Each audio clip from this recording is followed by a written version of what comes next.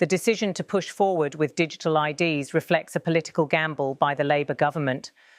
The immigration debate has become increasingly central in British politics, particularly amid a surge in small boat crossings of the English Channel and public dissatisfaction with enforcement efforts. Reporting live from Westminster, BBC correspondent David Cornock described the challenge. There are lots of practical questions, difficulties of persuading people that they need this sort of digital ID. Starmer believes that the arguments have changed since 2005, when the Tony Blair Labour government tried to introduce ID cards. He thinks that psychologically people have moved on, that people are comfortable with having lots of digital ID for their daily life. Cornock emphasised the political linkage.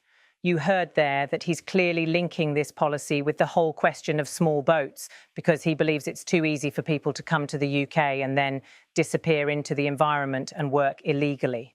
The Labour leadership appears to be betting that the shift in public sentiment, combined with frustration over migration policy, will outweigh long-standing concerns about state intrusion, but the debate has rekindled old divisions. Civil libertarians argue that introducing a mandatory ID represents a dangerous expansion of government power.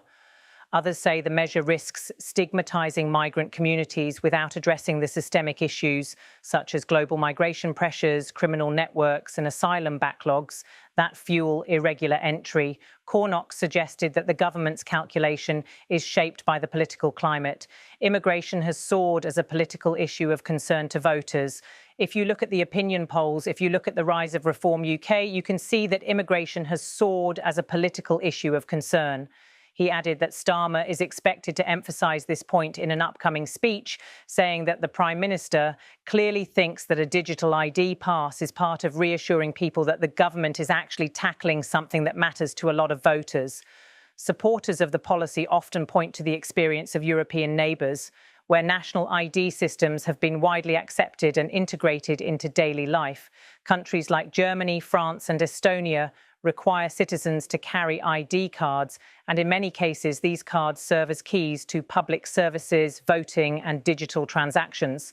Estonia's digital ID model, in particular, has been cited as a success story, enabling secure access to healthcare, banking and government services.